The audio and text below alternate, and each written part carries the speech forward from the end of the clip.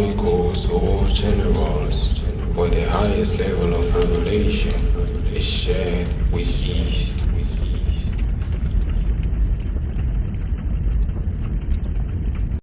If you have got a friend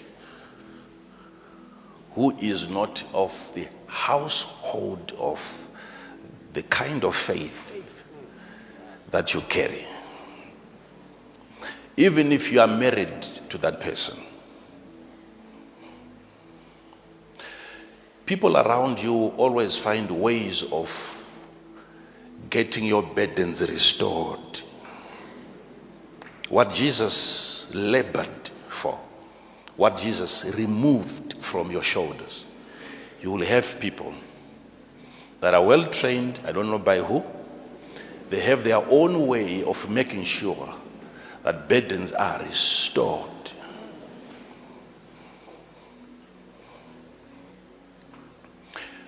If you come to him and he gives you rest, people are going to fight you when they don't find you struggling like they do.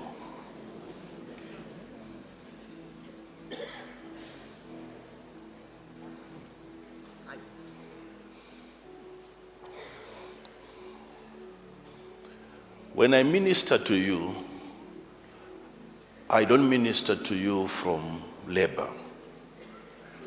I minister to you from a place of rest. Rest. Rest. I never used to have that years back. It's a revelation that came, and it's a revelation that I accepted. I said I would want to be a part of this household, of this faith. This faith. And then I found my rest in ministry. There is nothing that I'm still afraid of. In terms of my life, in terms of my family, in terms of the ministry. I minister from a place of rest. If you minister from a place of conflict, it is conflict that you distribute. It is conflict that you multiply. It is conflict that you reproduce. But if you minister from a place of rest,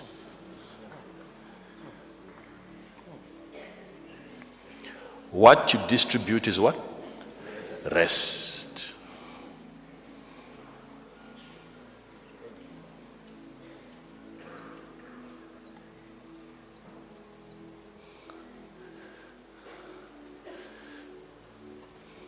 Have you realized that in as much as Hannah was barren, what Eli declared first was peace. Peace. The declaration by the priest Eli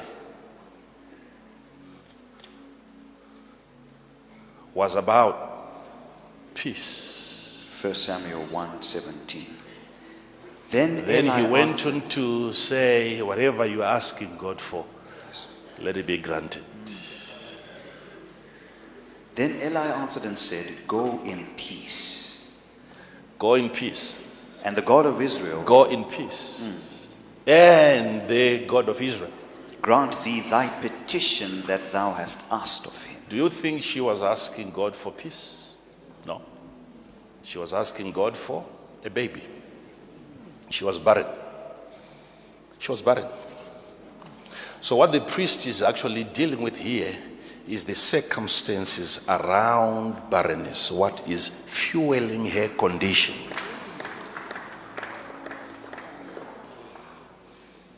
The situation at home was not good for productivity.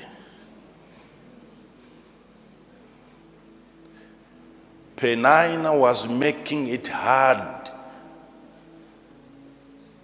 It was now a war zone. So the prophet here, though he was a priest, he was prophetic in making sure that peace gets introduced first. Because you are coming from a situation, an environment that cannot allow you to receive from God.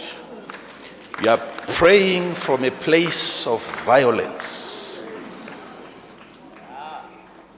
Because she was being tormented by those around her.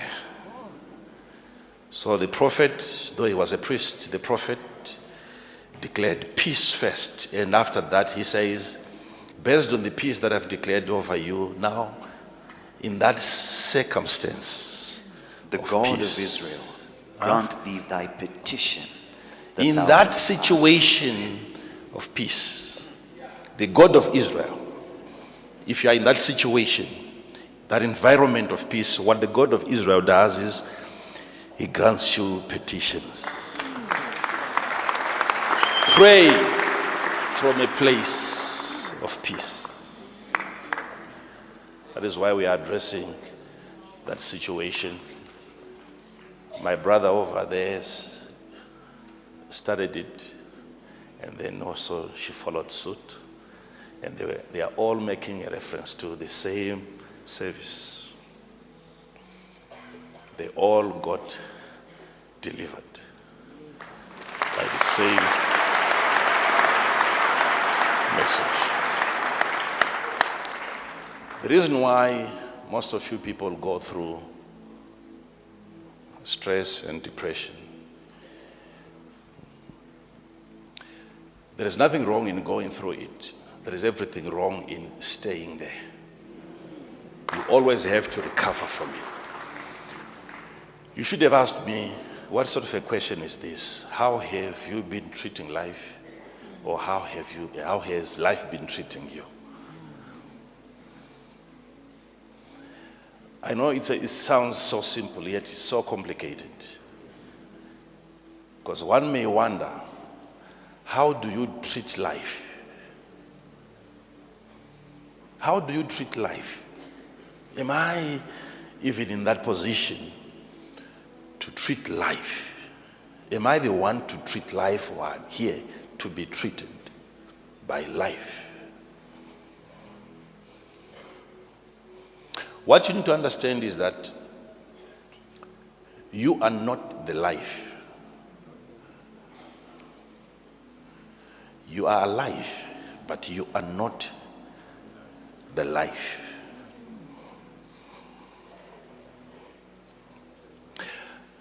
Understanding this gives you authority, gives you power to decide the life that you want to live. You can decide. If it's up to life to treat you, then you have nothing to do, you have no choice.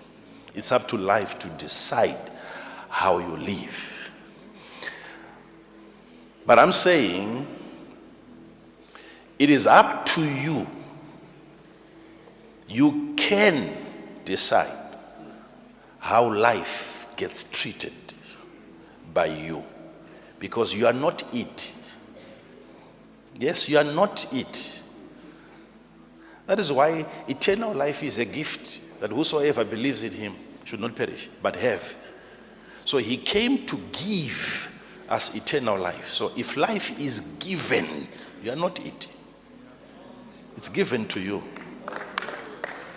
It's given to you. It's a gift given to you by God. So if it's given to you by God, it's a gift. If it's a gift, it's up to you how you use it. You can choose today how you would want your life to be treated by you, and not let it treat you anyhow. You are not it. It's a gift from God to you.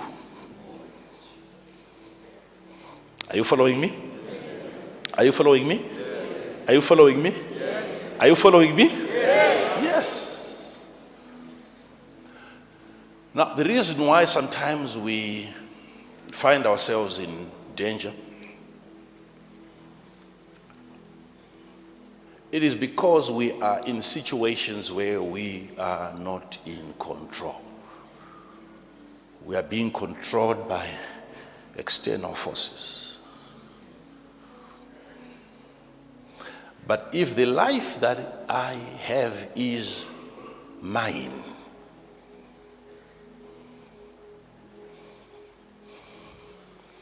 then I have to be in charge of that life, especially if the life is mine. I have to choose how to live it. If the life is mine.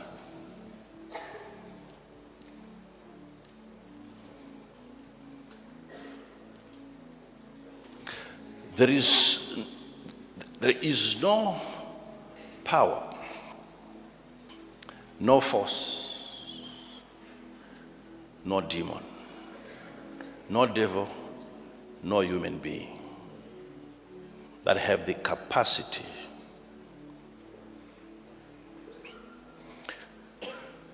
to stress you without your consent.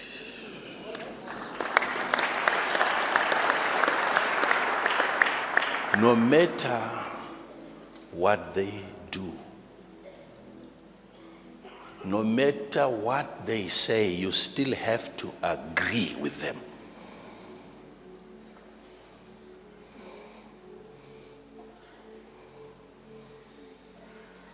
You have to agree with them.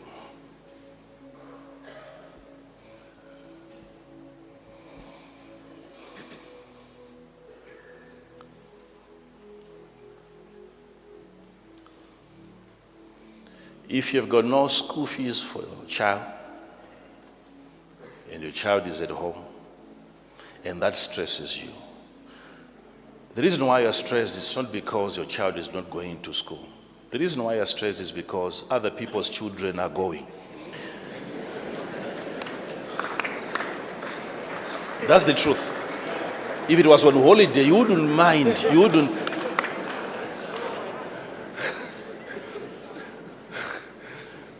Remember, hundreds of years ago, there were no schools. And our parents were never worried. What worries you is when you start looking into other people's lives.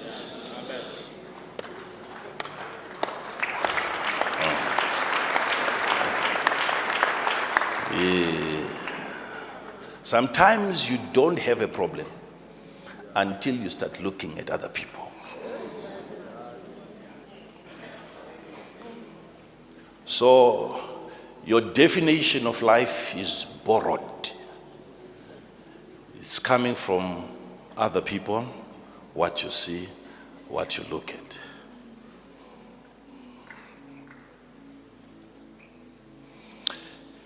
Even by the time that you get the money and the child is now going to school, God has given that baby intelligence beyond your imagination.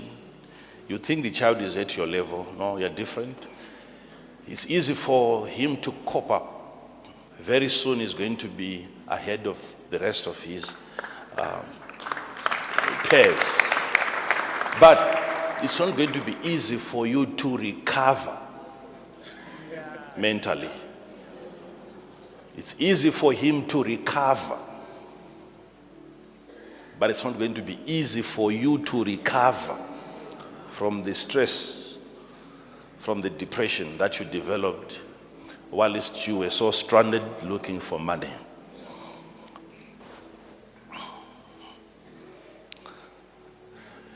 No matter what they say, no matter what they do, it is up to you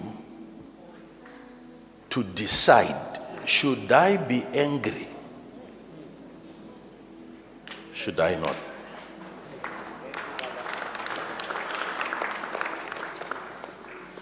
Should I even think about what they say? Should I think about it even twice? Well, let me give it 3 times. That's the maximum. Then you forget about it. Always ask yourself, how do they expect me to respond? How are they expecting me to react? If they want you angry, don't give them anger.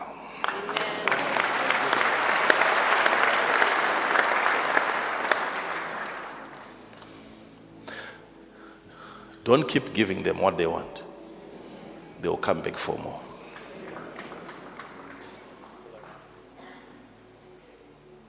There is somebody right now in that same situation, yet is not going through the same depression that you're going through.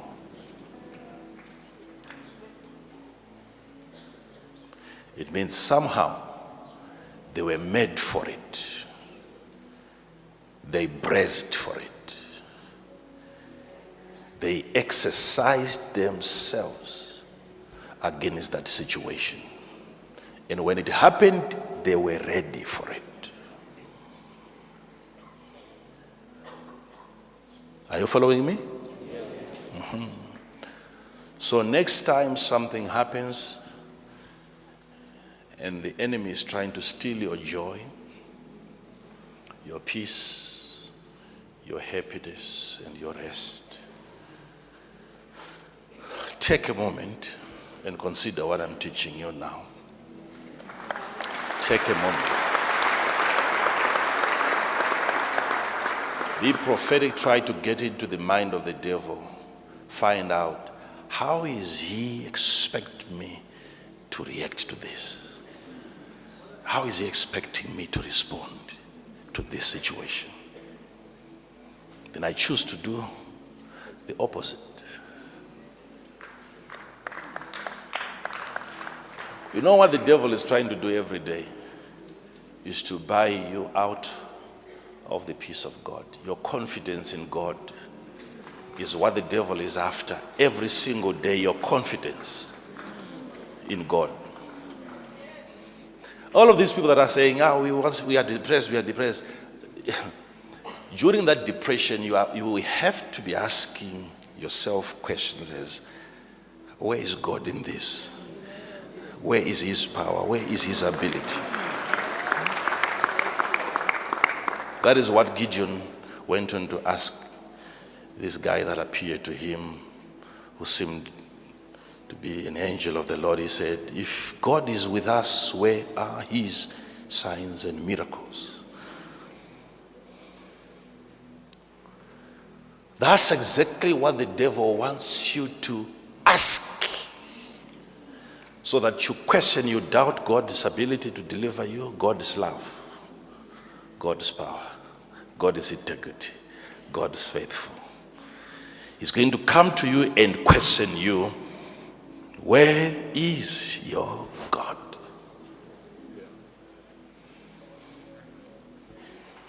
And Gideon said unto him, O my Lord, if the Lord be with us, why then is all this befallen us?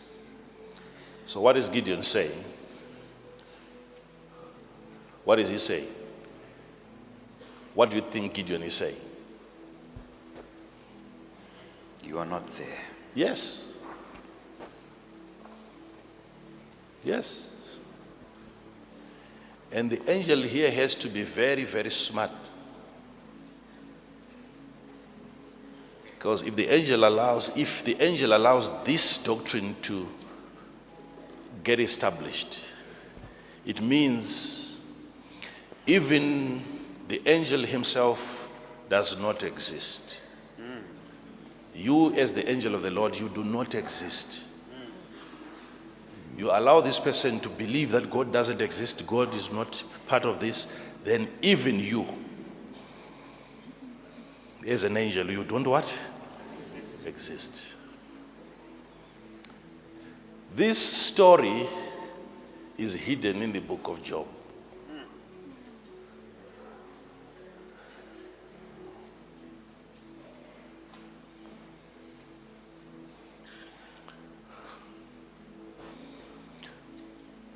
What I'm saying is the devil is trying to buy you out of your confidence in God, out of the peace of God, out of the rest that God has provided. The devil is not only trying to win people, from God, even angels.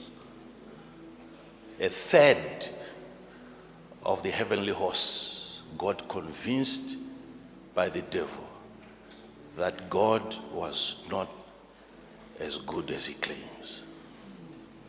And they believed a lie, and together with him, they fell. If he's trying to buy angels from God, how about you? You know, in the book of Job, Lucifer came on the day that the sons of God would come around God, and then he also featured, he also came. When the sons of God came, these are divine beings. They are coming to God for a congress. There is a meeting happening in the sky, in the spirit. And Lucifer also what?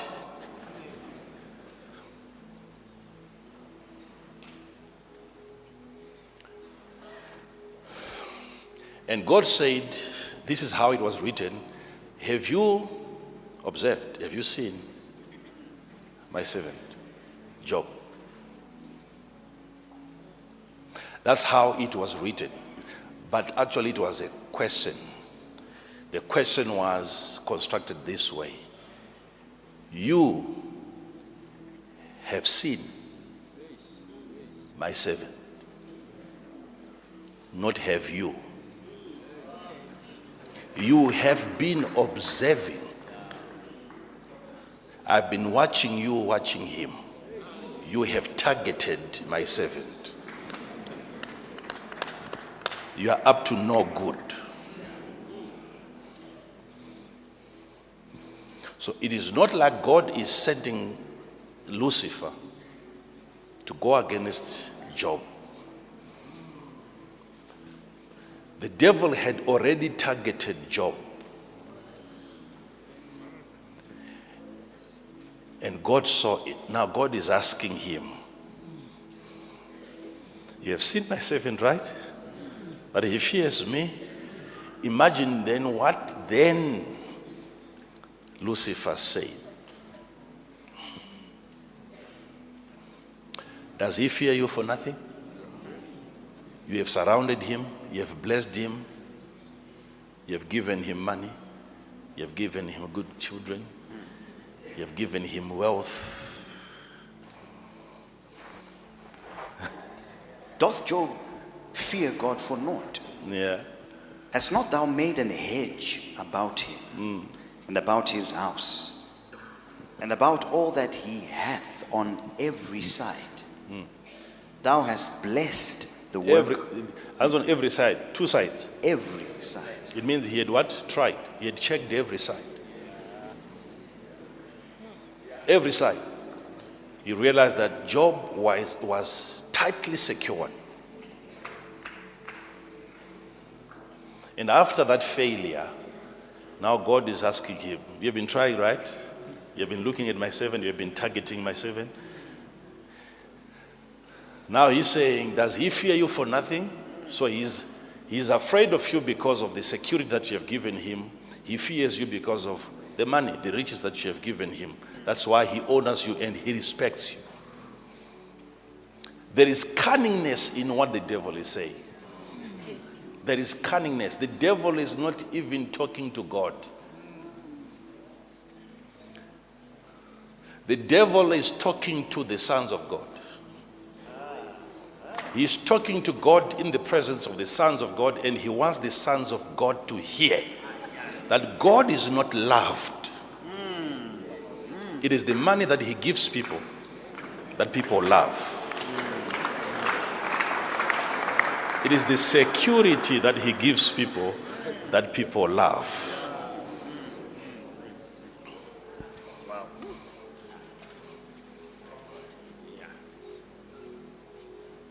So he wants to buy the sons of God out of God's love. This man that you have surrounded is not as good as he appears. You should not think that the whole world is following him because they love him. No, it's because of what he gives. No one loves this man. Everyone loves what he gives. So what he's trying to do here is to go beyond a third of the angels that he fell together with. He wants also to what? To win the sons of God. This is not a man that you can love. He's not lovable. What is more lovable is what he offers, what he gives. So Lucifer is talking to God, but at the same time he wants to cause the sons of God to question,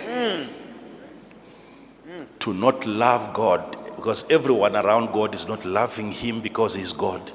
Everyone around God is loving God because of what he gives. So he wants to make the sons of God fall again. I'm giving you an example where if Lucifer is trying to buy even angels out of God's love, how about you? Whenever Satan speaks, he wants you to question God's integrity, God's love, God's care, God's security.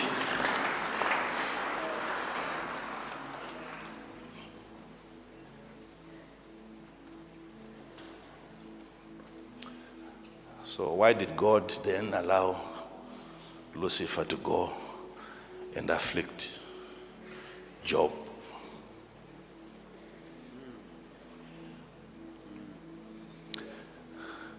It was God's response.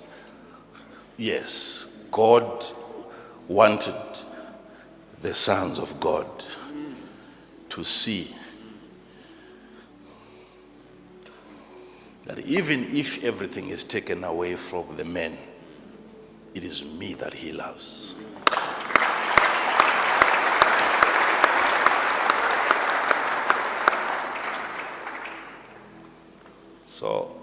So what God is trying to do here is God doesn't want to preach back. He's giving him permission in the presence of the sons of God to say, okay, if that's the case that he doesn't love me, okay, go ahead. Go ahead. I want the sons of God to see.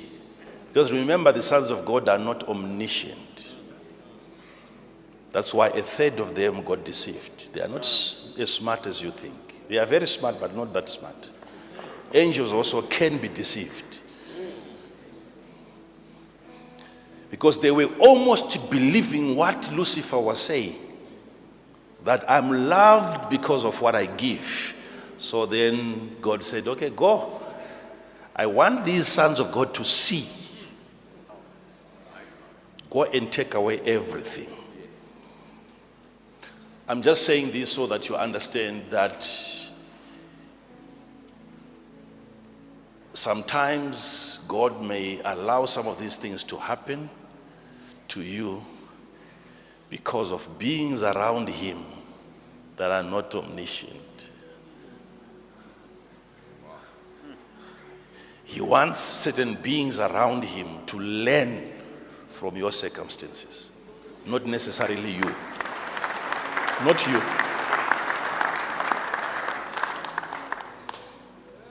God never wanted Job to suffer, but he wanted to prove the devil wrong before the sons of God.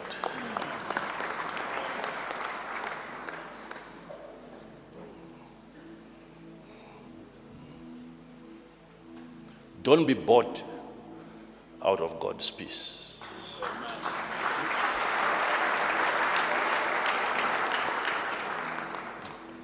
Protect that peace at all costs.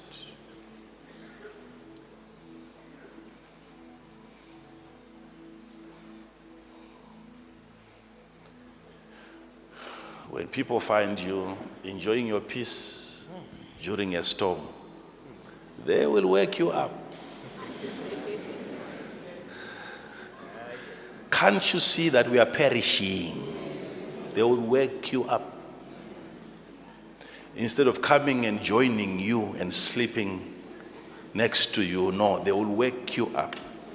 Come into our chaos. So she's going to ask you, man, husband, she's going to ask you, you're quiet, schools are opening. You don't seem to be worried. What's happening?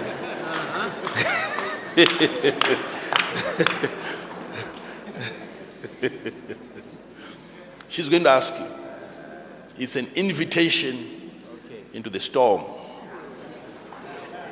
You can't be sleeping at this time of the month. Schools are opening. What are you thinking about this? What's your plan?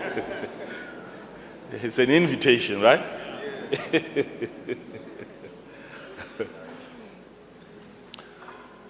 No matter what is happening, you know, like Paul and Silas, you know the story, they were in jail and they were singing. Even Peter was in prison knowing that I'm going to be executed the next day, yet he went to sleep.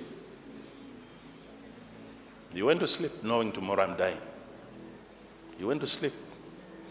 And the angel of the Lord came and delivered him, not whilst he was praying, whilst he was asleep. The kind of sleep that invites deliverance. It's not a prayer, it's not a fast, it's a sleep that attracts angels to come and deliver you. Acts 12:6. And when Herod would have brought him forth the same night, Peter was sleeping between two soldiers, bound with two chains, and the keepers before the door kept the prison. And behold, the angel of the Lord came unto him, and a light shined in the prison. And he smote Peter on the side and raised him up, saying, Arise up quickly. And his chains fell off from his hands. You see that? Was he praying?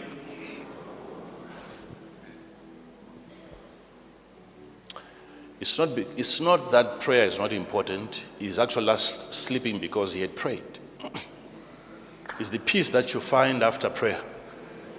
It's the sleep that you find after prayer. It is the joy that you find not after you get a raise. It's the joy that comes from prayer. Having told God your situation, you find rest. I've told you. I've told him. I've given you this example before. My children, they have not even asked for fees because they shouldn't ask for it. So that should not be included in their prayer to the Father. Even if they had asked, that's okay. But they should not be worried. If they have their trust in me.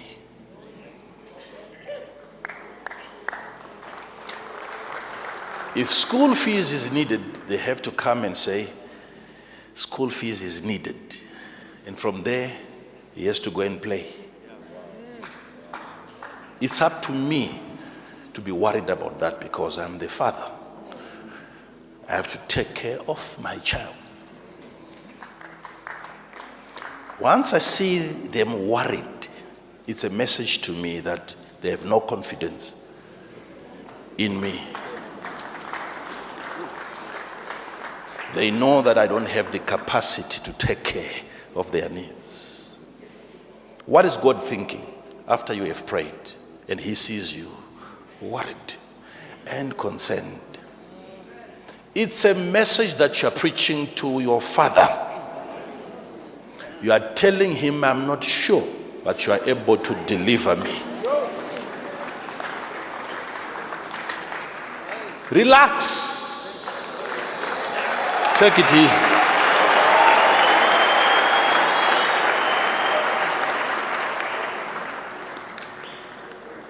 Take it easy.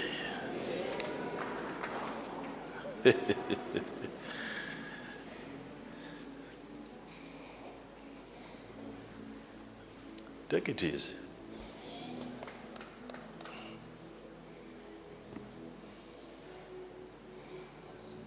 Sometimes you say, I want to pray for 10 hours, which is good. But also that prayer should yield results. That prayer should also give you 10 hours sleep, where you say, I'm going to sleep for 10 hours because I've prayed. I need to find rest. Let me find peace. Then you go to bed knowing that things are upside down.